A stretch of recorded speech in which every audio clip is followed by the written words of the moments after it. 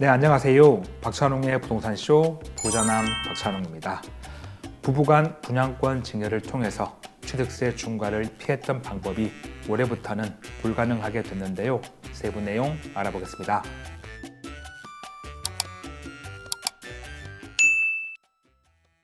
이번 시간은 취득세 관련 내용입니다.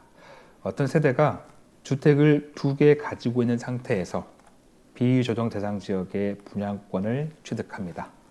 그리고 나서 그 분양권으로 취득하는 주택의 취득세율을 판정할 때 그 세율은 8%입니다.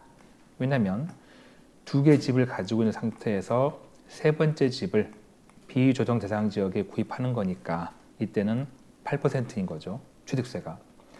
자, 그런데 같은 경우에서 만약에 주택 2개를 가지고 있는 상태에서 역시 비조정 대상 지역의 분양권을 취득하고 그리고 나서 가지고 있던 2개의 주택 중에서 주택 하나를 처분합니다. 그래서 주택 하나만 가지고 있다가 부부간에 분양권을 증여하는 거죠. 남편에게서 아내에게로 또는 아내에게서 남편에게로 이렇게 배우자에게 분양권을 증여합니다.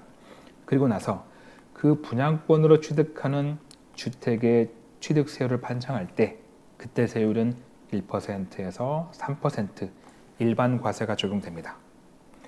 이걸 중간에 주택을 팔고 분양권을 증여하지 않았다면 이 취득세가 8%로 중과세가 되는데 이렇게 하나 처분하고 그 다음에 배우자에게 증여하면 그때는 일반 과세로 1%에서 3% 이렇게 적용받는 거죠. 즉 취득세를 줄일 수가 있었습니다. 그런데 이게 까지만 가능해요. 사실 이런 경우에 이제 많은 좀 전문가들이겠죠. 자, 이분들이 어떻게 생각했냐면 이런 경우에 어차피 취득세라는 게 인별 과세가 아니고 세대로 따지는 세금이다 보니까 어차피 같은 세대에서 증여하고 뭐 주택 팔고 했다고 하지만 어쨌든 같은 세대에서 이 분양권을 주고받는 거니까 이렇게 주택 하나 처분하고 그 다음에 분양권을 증여한다 하더라도 취득세가 8%로 그냥 그대로 중과될 거야 라고 했었는데 이제 그게 작년 3월 달에 행정안전부가 유권 해석을 통해서 일반 과세로 해석을 내려준 거죠. 일단 참고하실 게 이렇게 분양권에 의해서 취득하는 주택의 세대별 주택수 산정 기준 이게 무슨 말이냐면 분양권에 의해서 주택을 취득할 때 그 주택의 취득세율을 판정할 때 몇 개의 집을 가지고 있는 거냐 그때 그 기준점 어느 시점에 가지고 있는 주택 숫자를 판정할지 그겁니다. 자, 이때는 주택 분양권의 취득일을 기준으로 몇 개의 집을 가지고 있는지 이걸 판정하는 거죠. 그리고 만약 분양 사업자로부터 분양받는 경우는 분양 계약일자가 그 분양권을 취득하는 거고 취득할 때 그때 가지고 있는 주택 수가 이제 나의 보유주택 수가 되는 거죠. 자, 그런데 앞서 말씀드렸던 그 작년 3월 7일 날 행정안전부가 유권 해석을 내놓은 그 사례를 보면 앞선 제가 보여드린 사례와 똑같습니다. 그런 사례에서 이제 사례자가 질문한 거죠. 비조정 대상 지역에 있는 주택 2개를 가지고 있다가 분양을 받았습니다. 그래서 분양권 계약을 체결한 다음에 그리고 가지고 있던 2개 주택 중에서 하나를 팔아요. 그래서 주택 하나만 가지고 있습니다. 그 상태에서 배우자에게 분양권을 증여하는 거죠. 자, 그렇게 되면 주택수 산정 기준 일자가 처음에 분양을 받았던 그 분양 계약일로 보는 거냐 아니면 배우자에게 증여했던 그 증여 계약일자로 보는 거냐 즉 처음 분양받았던 분양 계약일자에 가지고 있던 이 주택을 내가 가지고 있는 주택수로 볼 거냐 아니면 하나 팔고 나서 배우자에게 증여할 때 그 증여 계약한 그 날짜에 가지고 있던 주택 하나 이거를 내가 가지고 있는 주택수로 볼 거냐 이 문제인 겁니다. 많은 전문가들은 취득세가 세대별 세금이기 때문에 이런 과정을 거쳤음에도 불구하고 주택 2개 가지고 있는 상태에서 세 번째 집을 구입하는 거니까 비조정 지역에 이 취득세가 중과돼 가지고 8%가 적용될 거야 라고 했었는데 행정안전부의 해석은 달랐던 거죠. 답변을 보시면 주택 2개 가지고 있는 사람이 세대가 분양사업자로부터 최초 분양권을 취득하고 그 다음에 2개 가지고 있던 주택 중에서 1개를 처분한 다음에 배우자에게 그 분양권을 증여한다면 증여받은 배우자가 나중에 그 분양권으로 취득하는 주택, 그 주택에 대해서 취득세, 세율을 판정할 때 과연 몇 개의 집을 가지고 있는 거냐, 그 기준점은 증여계약서상 계약일자를 취득일로 보는 게 타당하다.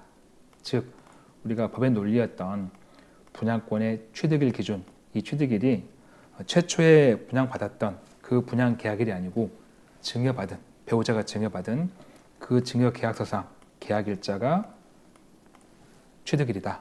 분양권 취득일로 보는 겁니다. 그러니까 계약 증여받은 날 그때 기준이면 그때는 집을 하나만 가지고 있었잖아요. 하나 팔고 난 다음이니까. 그래서 집 하나 가지고 있다가 비조정지역에 두 번째 집을 구입하는 거니까 취득세율이 일반 과세로 1%에서 3% 세율을 적용받는 겁니다. 그런데 이게 까지만 가능하다는 거예요. 왜냐?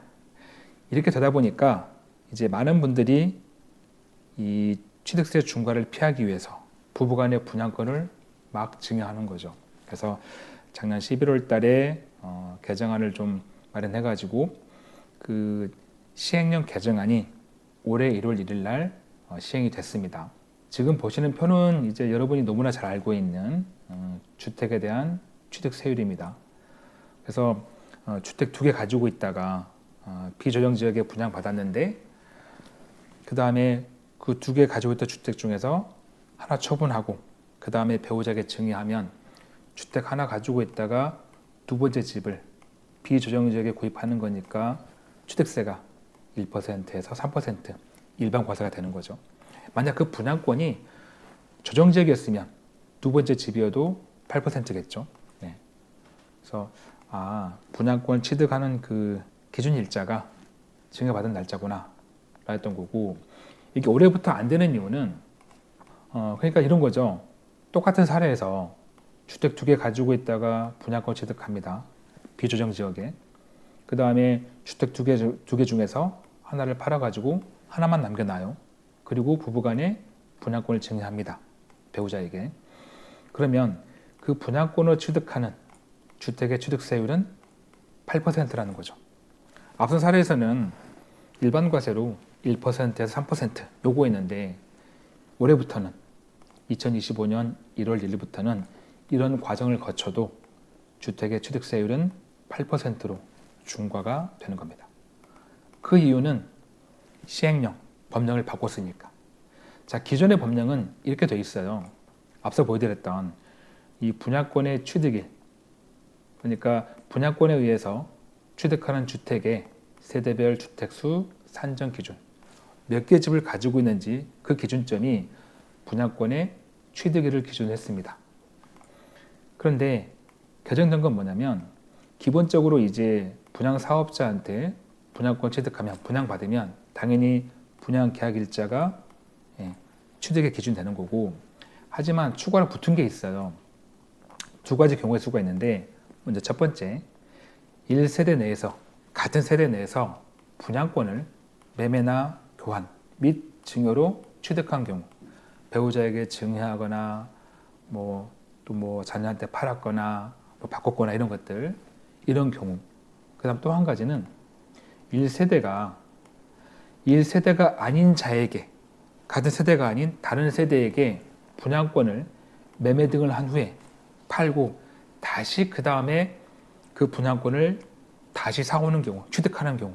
자, 이런 두 가지 경우, 이런 두 가지 사유로 1세대 내에서 동일한 분양권에 대해서 취득일자가 2개 이상이 되는 경우, 지금 앞선 사례 두 가지 경우일 수 있잖아요.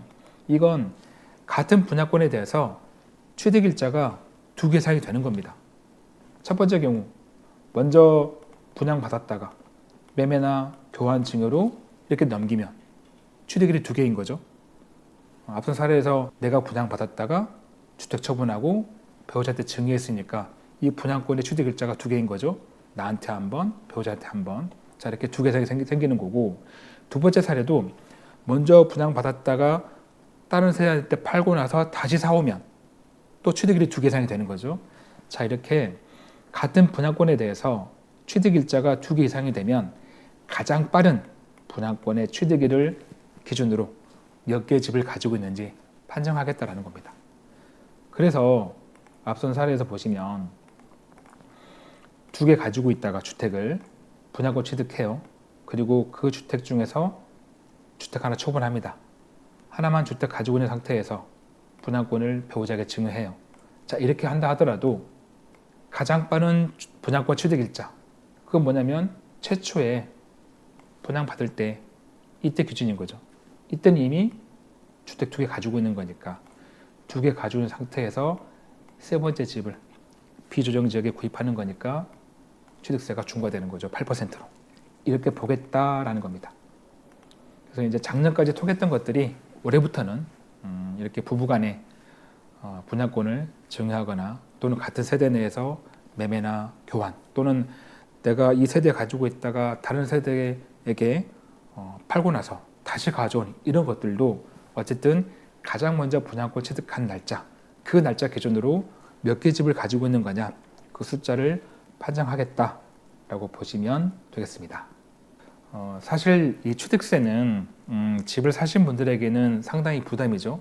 집이 없으신 분들이야 부담이 없지만 이미 주택을 가지고 있다면 이 취득세 중과는 상당히 좀 부담이 되죠. 그래서 어떻게든 피하고 싶어 하는데 작년까지 가능했지만 올해부터 달라졌으니까 혹시라도 이렇게 작년까지 혜택 받았던 분들의 얘기만 듣고 내가 이거를 분양받았는데 내가 지금 가지고 있는 주택 수가 많네? 그러면 주택 하나 처분하고 분양권 배우자한테 증여한 다음에 이렇게 취득해야지 라고 하셨다면 올해부터는 안 되는 거니까 오늘 내용 다시 한번 보시면서 여러분 재테크에 실수가 없으시길 바랍니다. 마무리할 시간입니다. 저에게 큰 힘이 되는 구독하기와 좋아요, 알림 설정 꼭 눌러주시고요. 저는 다음 영상에도 최선을 다하겠습니다. 고맙습니다.